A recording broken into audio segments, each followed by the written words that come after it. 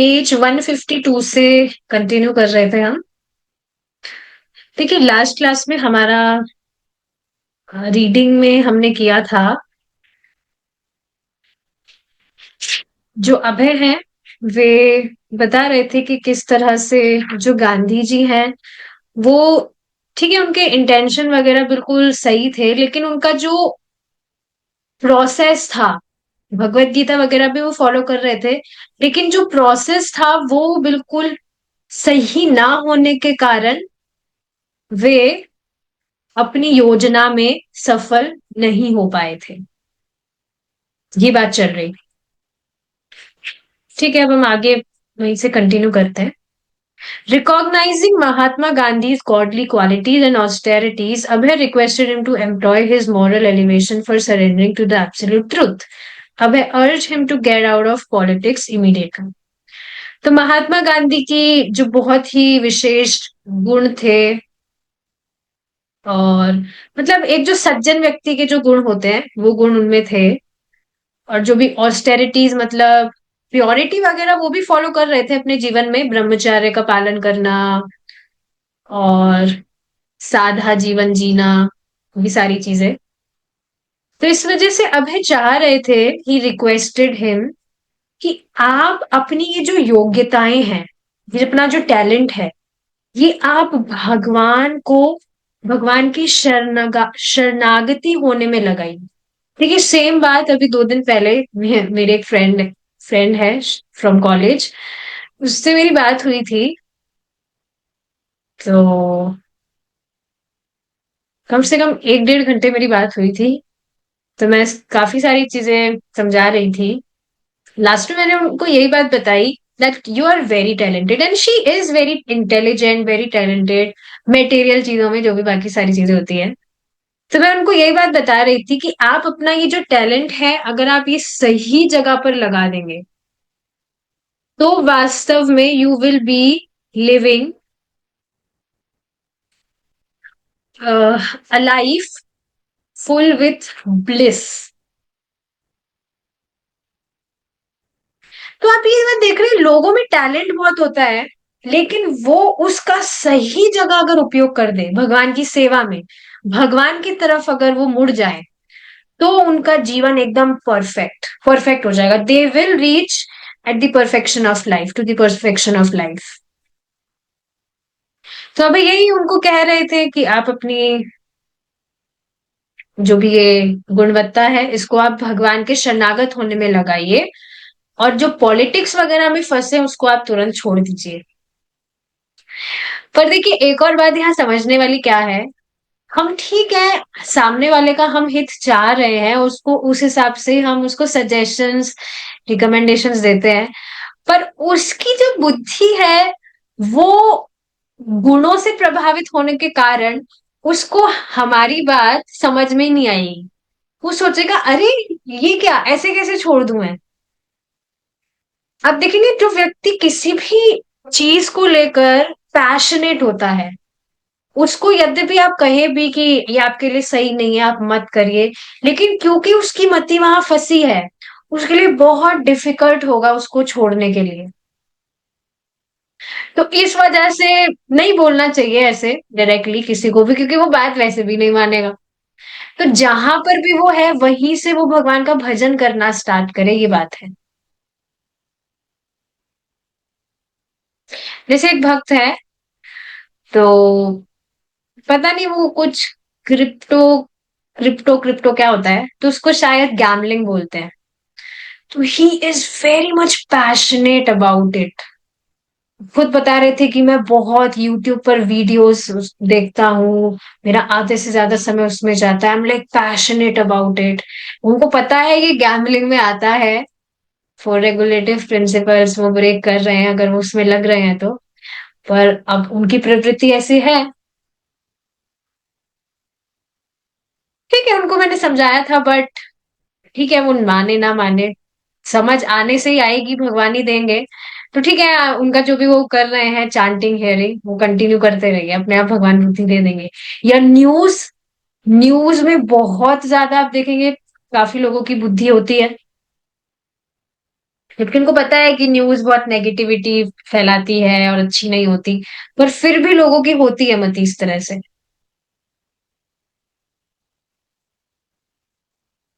तो यहाँ पर वो पॉलिटिक्स में फंसे थे।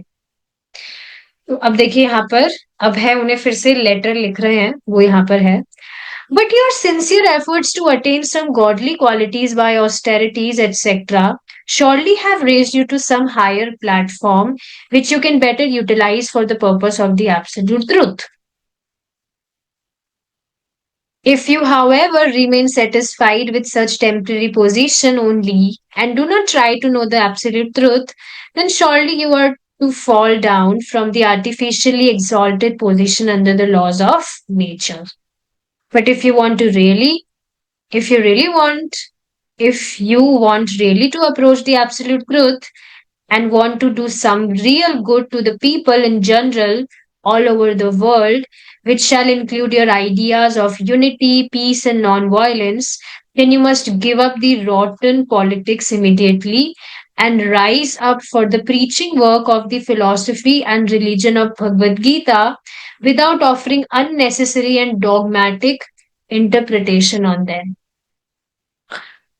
तो देखिए, ये बात बिल्कुल स्पष्ट है, जो यहाँ पर भी अभय बता रहे हैं कि उन्होंने अपने जीवन में जो भी ऑस्टेरिटीज वगैरह परफॉर्म की है, प्योरिटी फॉलो की है, उसकी वजह से वे अपने आप में जो भी उनमें गुण है उसको वे पा सके हैं। इस बात को आप समझ पा रहे हैं? जैसे व्यक्ति भक्ति भी करता है शुरू शुरू में, तो ज्यादा समय भी उसको ना हो, लेकिन भक्तों के संग में वो नाम जप करने लगता है, हियरिंग करने लगता है, तो आप देखेंगे कितनी प्योरिटी वो फॉलो करने लगता है। तो ये सेम बात अभी आप बता रहे हैं कि भगवत गीता को जितनी भी मात्रा में गांधी जी ने फॉलो किया, तो उसके कारण जो भी उनमें क्वालिटीज हैं वो उसी के कारण उन्होंने प्राप्त की है।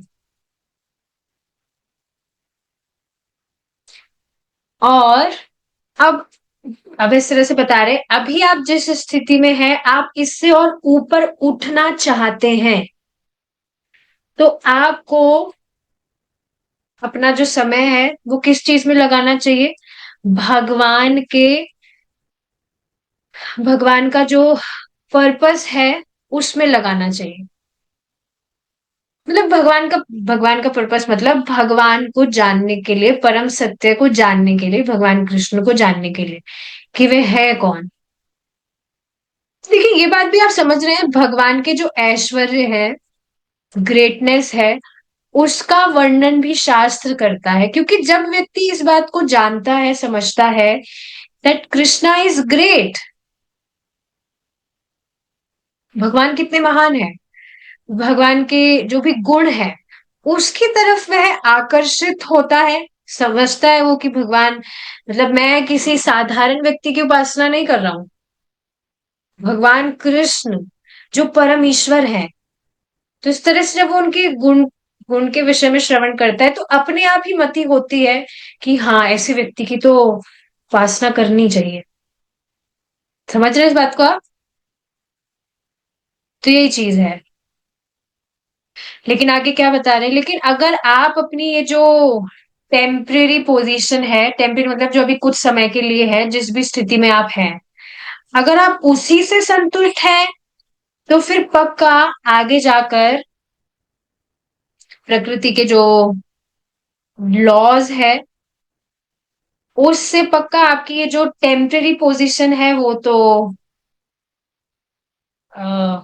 डिस्ट्रॉय होगी ही, क्योंकि टेम्परेरी का मतलब ही क्या है, जो हमेशा के लिए नहीं रहने वाला है। लेकिन अगर आप वास्तव में परम सत्य के विषय में जानना चाहते हैं, मतलब आप अगर परम सत्य मतलब भगवान कृष्ण की सेवा में लगते हैं, तो सच में आपका जो मतलब आपकी जो मंशा है, जो प्लानिंग है कि आप लोगों का भला करना चाहते हैं, सभी जो लोग हैं वो आ, सब में यूनिटी हो, मतलब कुछ भी भेदभाव ना हो, सब साथ में रहे, शांति से रहे, कुछ भी हिंसा ना हो। ये सारी चीजें अगर आप वास्तव में चाहते हैं, then you will have to approach the absolute truth, क्योंकि उसके बिना संभव नहीं है। तो अगर आप सच में चाहते हैं तो आपको ये, आप जो ये पॉलिटिक्स में फंसे हैं, उसको आपको छोड़ना ही होगा। और भगवत गीता का जो फिलॉसफी है, उसके प्रचार प्रसार में लगना ही एकमात्र इसका सॉल्यूशन है। एंड वो भी किस तरह से, प्रचार भी किस तरह से करना है, without offering unnecessary and dogmatic interpretation on them. अपनी बुद्धि के अनुसार कुछ भी नहीं, कि हाँ जो भी बताया जा रहा है, मतलब जो भी समझ आया पढ़ने के बाद वो बता दिया। जैसे एक कोई व्यक्ति थे, शायद रविंद्रनाथ टैगोर, तो उन्होंने भी कुछ अपनी कमेंट्रीज वगैरह लिखी थी भगवत गीता पर जो गलत थी। तो शायद श्रीला भक्तिवेदांत सरस्वती ठाकुर जी ने उनको करेक्ट किया था, या पता नहीं भक्ति श्रीला भक्ति विनोद ठाकुर जी ने, आई एम फॉरगेटिंग इट, पर हाँ किन्हीं ने किया था उनको करेक्ट।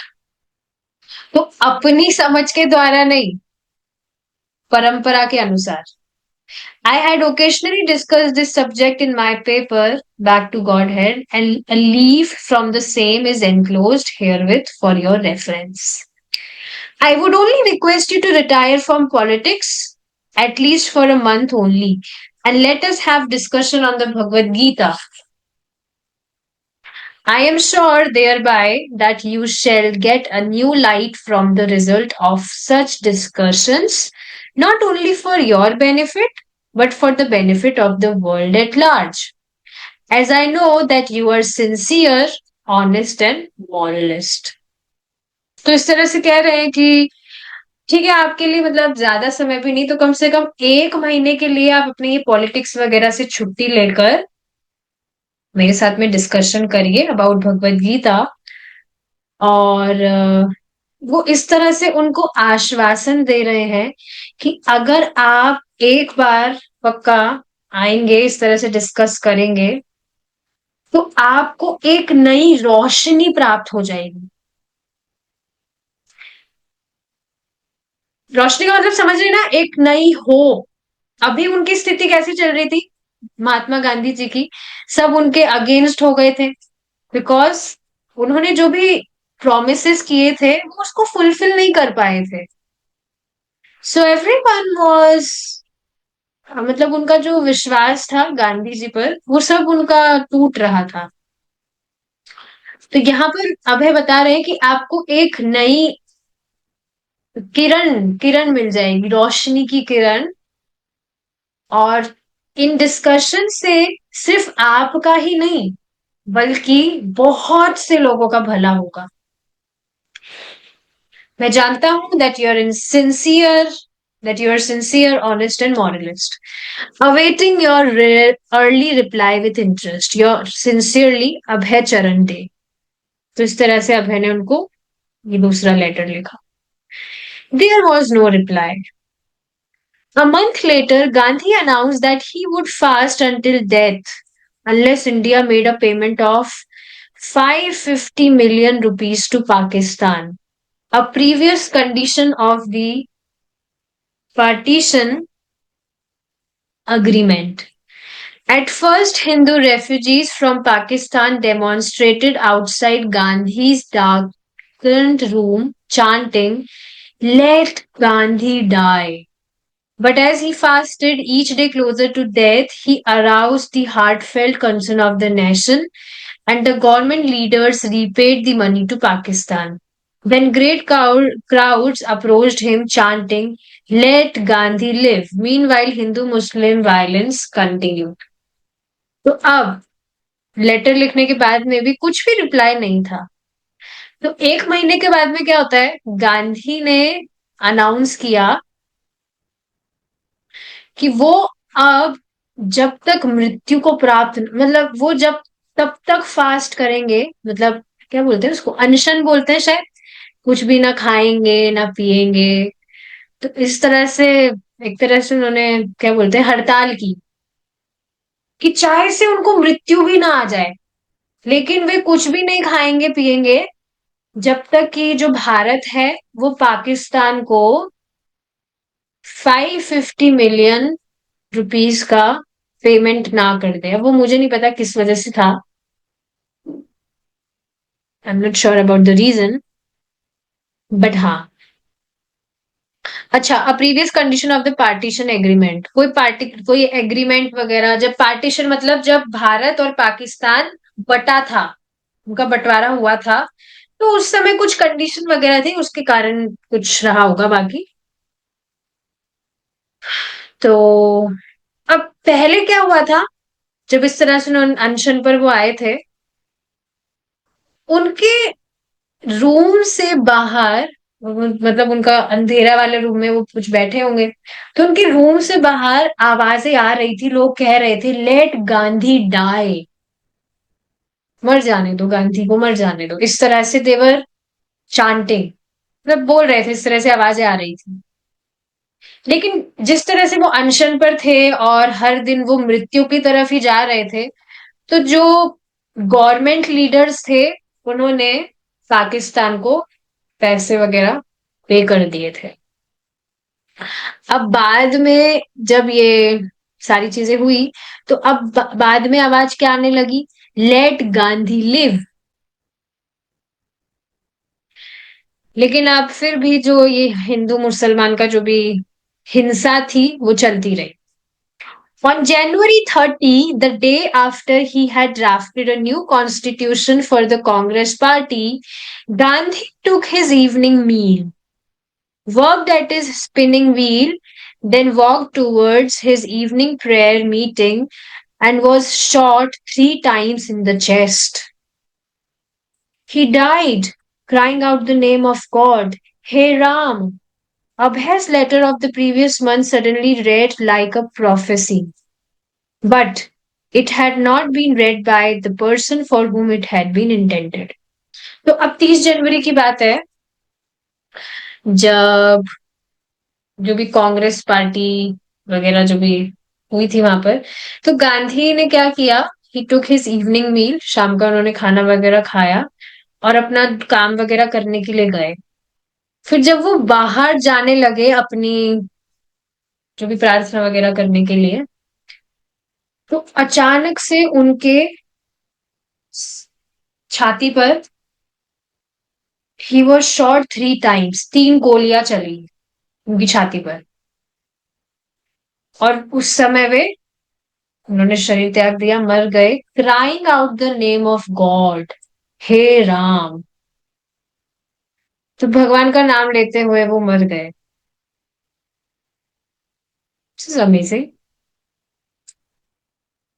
तो अब यहाँ पर बताया क्या जा रहा है, अभय ने जो पिछले मंथ में जो लेटर लिखा था, वो ऐसा लग रहा था कि वो अब बिल्कुल वास्तविकता हो गई, प्रोफेसी मतलब मैनिफेस्ट हो गई वो बात।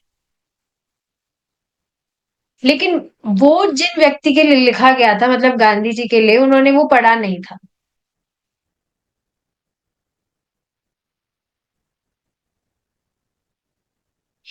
इससे देखिए एक मुझे बात क्या मैं लिंक कर पा रही हूँ, जैसे आप सोचिए गांधी जी ने, सॉरी, अभय ने इतना सुंदर उनको पत्र लिखा उनके हित के लिए, लेकिन वो उसको पढ़ नहीं पाए। अगर वो पढ़ लेते तो कितना अच्छा रहता, is it not?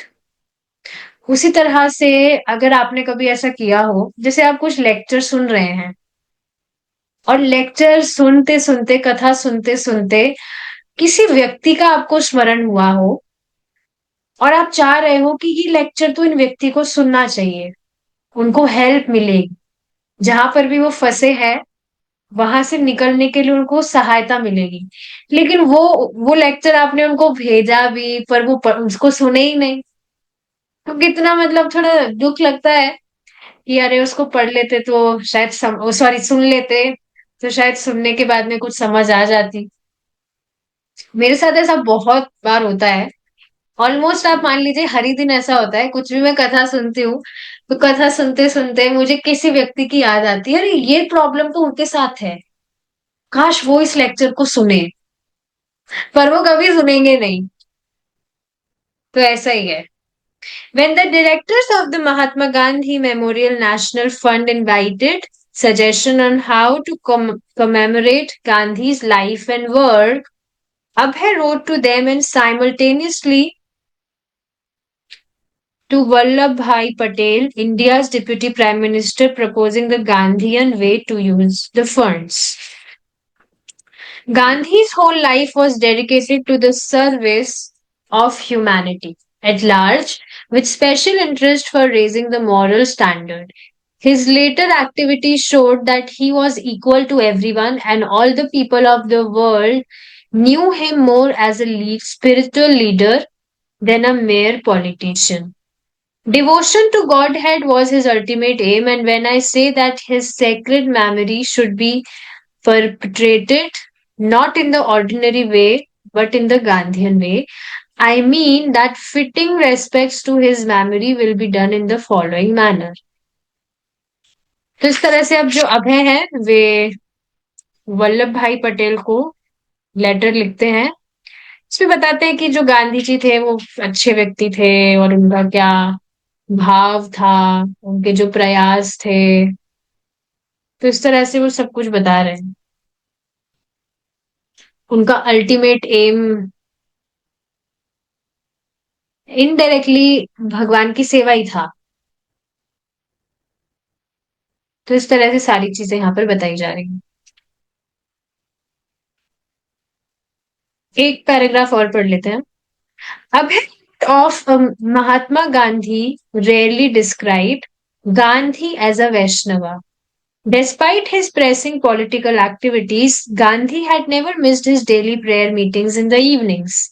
Even at the time of his assassination, he had been on his way to attend his daily kirtana. Assassination मतलब जो उनके साथ में ये इंसिडेंट हुआ, गोली वगैरह उनको लग गई, उस समय भी वे शाम की प्रेयर के लिए जा रहे थे। तो अब इस तरह से महात्मा गांधी के विषय में लिख रहे हैं कि ही वॉज अ वैष्णवा। अपनी ठीक है पॉलिटिकल एक्टिविटीज के चलते हुए भी वे कभी भी अपनी शाम की जो प्रेयर्स वगैरह है उसको मिस नहीं करते थे। और उनके साथ में जब ये इंसिडेंट हुआ तो उस समय भी वे प्रेयर करने ही जा रहे थे भगवान से, कीर्तन वगैरह। Abhay stressed that it was because of Gandhi's regular participation in congregational prayer that he had been strong in his work to raise the moral standard of humanity.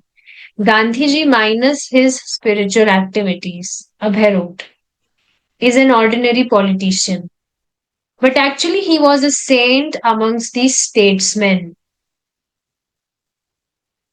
Abhay wrote that it had been Lord Chaitanya who had originated the congregational chanting of the names of Krishna and Rama. And his followers, the six Goswamis, had left a wealth of literature for discussion and understanding. The Memorial Fund Board should take this lesson from Mahatma Ji's practical life and develop it on a large scale. Therefore, one fitting memorial to Mahatma Gandhi would be to institute daily congregational readings from the Bhagavad Gita.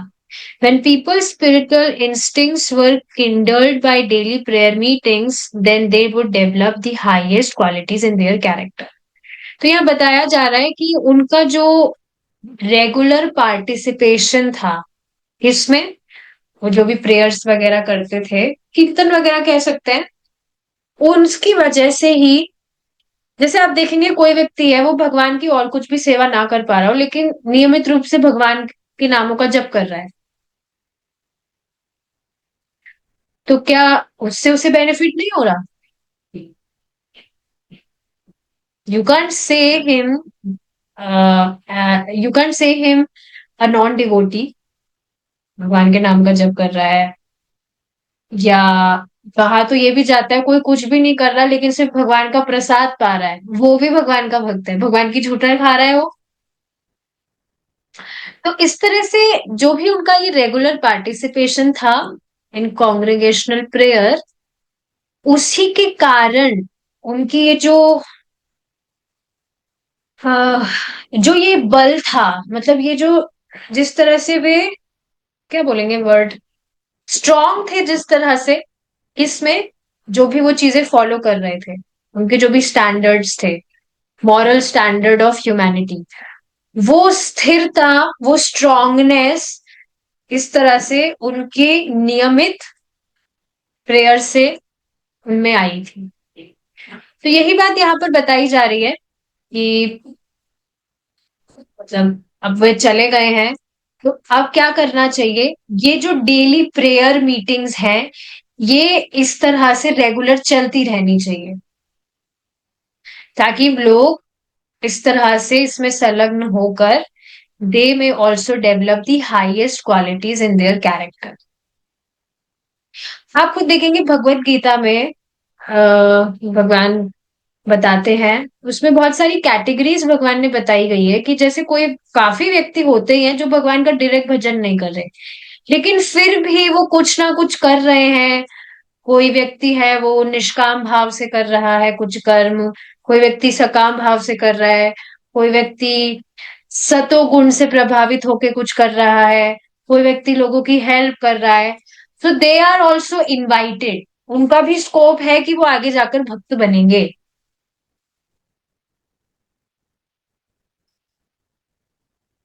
तो जिस भी मात्रा में व्यक्ति purity और अपनी life में अच्छी हैबिट्स फॉलो कर रहा है, जिस भी मात्रा में, to serve other, so that will also help him to become a devotee. लेकिन उसमें टाइम बहुत लगता है, बस ये बात है। जिस तरह से आप डायरेक्ट भगवान का भजन करके भगवान की तरफ भाग रहे हैं, you are running towards Krishna, तो उस तरह से बाकी जो भी व्यक्ति करता है उसमें उसमें हृदय शुद्धि में बहुत बहुत टाइम लगता है। ये बात है। बट स्टिल एक नरकगामी होने से अच्छा है कि व्यक्ति कुछ अच्छे कर्म तो करे, एटलीस्ट नरक जाने से तो बचेगा। तो यही चीज है, यहाँ पर ये चीज बताई जा रही है कि जिस तरह से जो महात्मा गांधी हैं वो भगवत गीता का पाठ करते थे और जो भी प्रेयर्स वगैरह करते थे, तो इस तरह से लोगों को इस तरह से डेली इसमें लगना चाहिए to develop the highest qualities in their characters.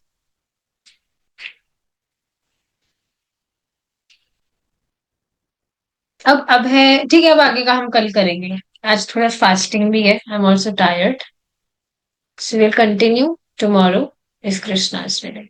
Thank you so much for joining. Hare Krishna. जय श्रीला प्रभुपाद।